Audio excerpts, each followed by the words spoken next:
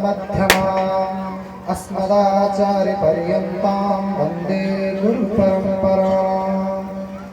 श्री अस्मद्गुरुभ्यो नमः, अस्मत्परमगुरुभ्यो नमः, अस्मत्सर्वगुरुभ्यो नमः। नारायण नारायण नारायण।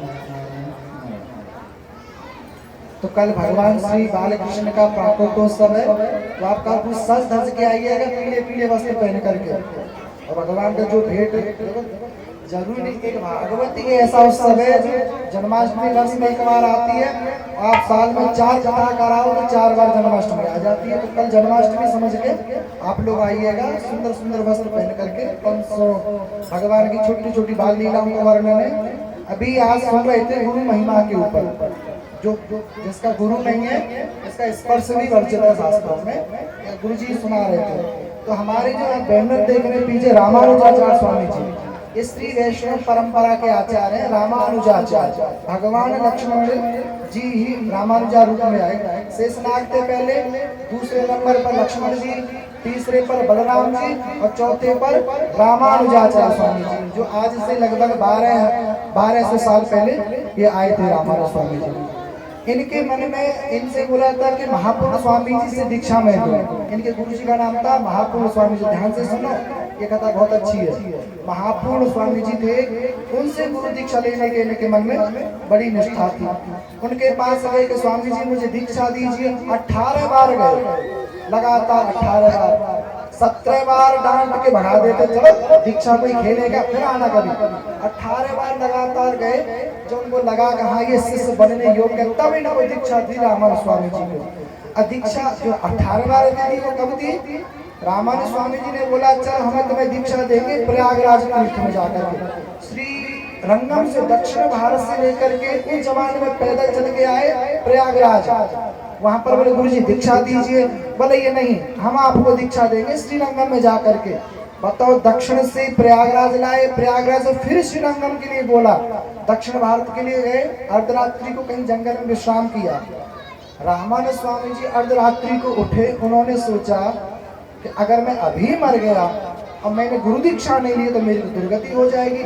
तुरंत अर्धरात्रि को गए, भगवान श्री महापुरुष स्वामी जी के चरण पकड़ लिए। गुरु जी अभी मुझे आप भगवत शरणागति प्रदान कीजिए। बोले अभी क्यों, सुबह प्राप्त कर लेना। नहीं गुरु जी, समय का क्या भरोसा, अगर अभी मेरे प्राण छूट गए तो मेरी दुर्गति होगी, इसलिए अभी मुझे गुरु मंत्र दीजिए ताकि मेरा जीवन कल्याणमय हो।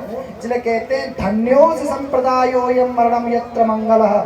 हमारा जीवन धन्य है अगर हमको गुरु मंत्र प्राप्त हो गया।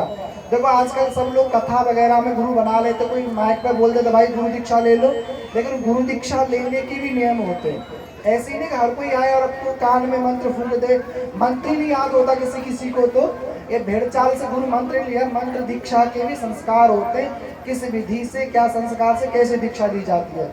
हमारी रामानुज परंपरा जो हम लोग तिलक लगाते हैं, श्रीमन नारायण के चरण होते हैं, बीच में भगवती लक्ष्मी जी को लाल जो तिलक होता है लक्ष्मी जी होती हैं, और ये गरुड़ जी, मतलब गरुड़ जी के ऊपर भगवान विराजमान होते हैं।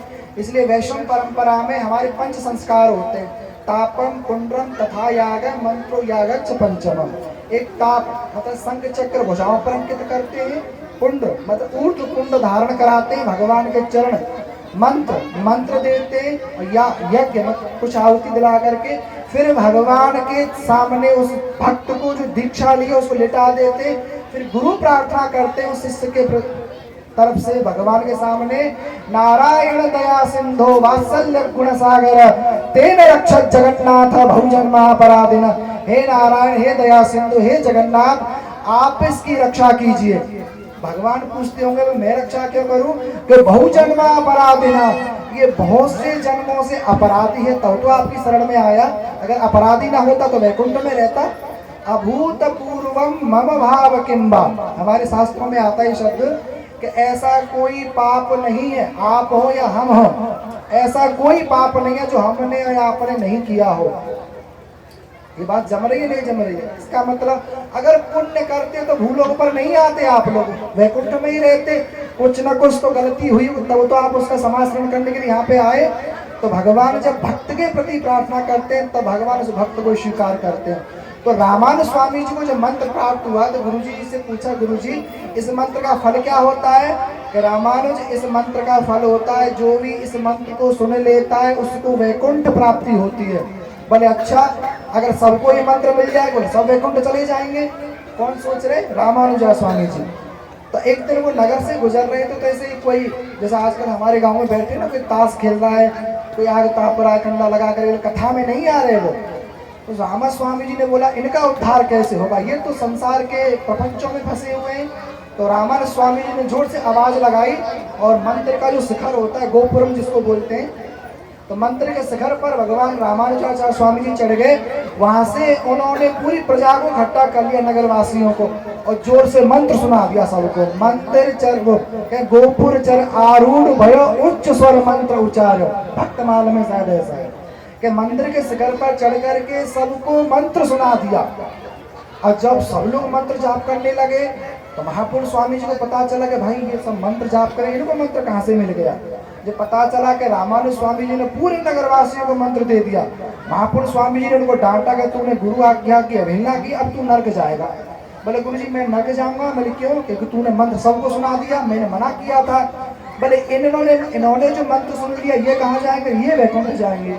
तो रामानुज स्वामी जी ने बोला गुरुजी मेरे अकेले के नर्क जाने से अगर ये वैकुंठ जाते हैं तो मुझे अनंत काल तक नर्क स्वीकार है। ये रामानुज स्वामी जी ने बोला। महापुरुष स्वामी जी के आंखों में आंसू आ गए। रामानुज स्वामी जी हृदय से लगा लिया, रामानुज तुम नर्क नहीं जाओगे, तुम्हारे साथ जिनका संबंध जुड़ जाएगा वो वैकुंठ हो जाएगा। इसलिए मन्नाथ, मतलब महापुरुष स्वामी जी ने क्या बोला? मन्नाथ तुम तो मेरे भी गुरु हो गए। ये निष्ठा महापुरुष स्वामी जी सोचे, ऐसी उदारता, ऐसी निश्चल प्रेम भावना कहाँ होगी। तो एकदम भगवान रामानुज स्वामी को स्वीकार कर लिया। इसलिए गुरु आप जो बनाते हैं परंपरा प्राप्त आचार बनाने चाहिए। पर जिसका देखो बेटा कब होता है? जिसका कोई बाप होता है, और जिसका बाप ही नहीं वो बेटा कहाँ से होगा? कम से कम जैसे हमारी परंपरा है, मैं जो स्टार्ट में जब मैं बोलता हूँ लक्ष्मीनाथ समारंभाम, लक्ष्मी के नाथ कौन है? नारायण। हमारी गुरु परंपरा जो हम लोग तिलक धारण करते, जो मंत्र प्राप्त हुआ है, लक्ष्मी नाथ कौन? श्रीमन नारायण। श्रीमन नारायण से लेकर के रामानुज स्वामी जी से होकर के हम तक ये परंपरा प्राप्त हुई है। सोचो हमारा संबंध कहाँ तक हो गया। इसलिए आप गुरु बनाए, परंपरा प्राप्त आचार्य को बनाए। और मैंने आज्ञा तो नहीं ली, लेकिन मैं बोलता हूँ जो भी मतलब जिसने गुरु दीक्षा नहीं ली है, 10 तारीख को वैकुंठ एकादशी है, जिस दिन भगवान वैकुंठनाथ वैकुंठ जो भारत भ्रमण करते हैं, कौन भगवत शरणागत है।